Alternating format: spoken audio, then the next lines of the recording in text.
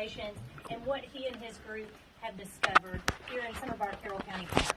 Jason, what are you guys doing out here today? Oh, we're doing a little stumbling around in the woods and trying not to get too caught up in the weather, really. But the park has a lot of interesting features about it. There's a lot more to see here than most would know about. So yeah, we've been doing that, looking around for various things. We didn't find much last night when we were here, but we did see a lot of eye shine and that kind of stuff. And so that's what we've been doing. Has been diving in deeper as far as that eye shine is concerned, and hopefully we'll be able to see something around here. But that's fantastic. So can you tell us about how long you and your group have been doing this? Sure, we've been coming down to this park for about 7 years now. A couple of our members are lifelong visitors, I guess. They come down here ever since they were young. I think a lot of them had family property that that butted up against the park, and I've been coming down here since 2013, and we do usually it's twice a year. We do a camp out, spring camp out, and a fall camp out. The COVID mess kind of gummed things up this year for the spring, but we were glad a few of us could get together for the fall.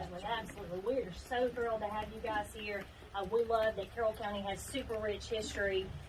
Obviously, we have a lot of ghost tales from different parks, and obviously we are so excited to have people here that are looking for the elusive Bigfoot or Sasquatch, as some of you may know him as. So I want to ask Jason, maybe one of his favorite experiences that he can tell us about that maybe he's experienced in our parks.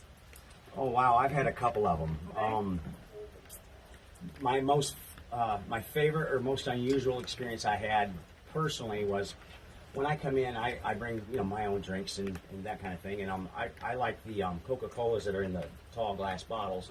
They're imported from Mexico, and they're made with cane sugar, and they taste like the Cokes when I was a kid. So I like to drink those. And I usually have a milk crate that I keep behind my tent where I throw anything that I got to pack out with me, cans, bottles, stuff like that.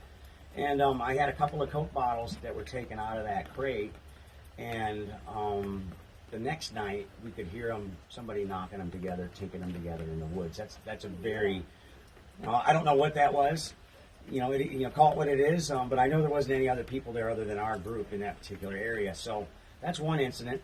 And then we had another incident on one of the trails where we had some eye shine happening. And explain to us what eye shine is. Sure. A lot of people will notice that when light hits animals in the woods or in the dark, they put off a glow. Yellow, red, green, that kind of thing. Well, the elusive Sasquatch, they have a tendency to put off an eye shine that's kind of self-radiated. I don't know the best word, incandescent or that kind of thing. And they can be dim or they can be bright depending on their moods. They can turn colors, that kind of thing. And it's very interesting. Some people were on the fence as to whether or not a creature can emanate light like that from their eyes. But Sasquatch seem to be able to do that. One particular, we do night walks here at the park. So we go up in the middle of the night, and we're walking the trail, and I can only equate our group to looking like the Scooby-Doo bunch, okay? Yeah. They're all clustered together. I got my dog Cash with me, okay? And so we're all clustered together because we're peering at some very bright eye shine. You cannot miss. Sometimes you really got to look to see, but once you see it, you can't unsee it. It's that type of thing. Right. And this eye shine was particularly bright and very, very easy to see. He was on a ridge, or she was on a ridge, depending on what it was, and was peeking out from a tree, and the eyes were glowing. Well, I have a friend of mine who is an audio researcher. He loves to set up his parabolic mics and record sounds from the woods and try to discern what they are. Right. He had let me listen to an audio from a property that he frequents a lot. And in the audio, something in the woods does what we call a wah. And it went wah, like that, almost like a grunt with a wah behind it. So that my friend had let me listen to this just an hour or two before we went on this night walk. So as we're staring at this eye shine, we can see that the creature is peeking out from the tree. You can see it blinking. It would go back behind the tree, peek out from the other side. It would squat down like this, doing various things like that, and staring right at us, and we get it. So I got tired of staring, so I decided to say, let's see if we can learn something. So I looked at this, whatever it was in the woods, and I went, whoa, and the eyes got went from a light, like a white yellowish color to an amber orange.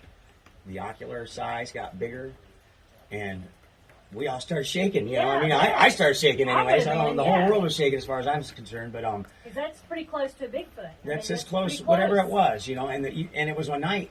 What's great about this park is when the depending on what the moon cycle is in, when it's a full moon or near full moon, you really don't even need a flashlight to walk these Right. trails. I recommend you do, but we know these trails, so we get used to walking in the dark.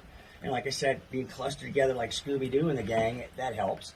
But we've had a lot of unusual things. We had a lot of eye shine last night Ooh, awesome. from all around us, and there was a group of about 7 or 8 of us that went out last night, and we're very casual when we go out there. We don't take equipment.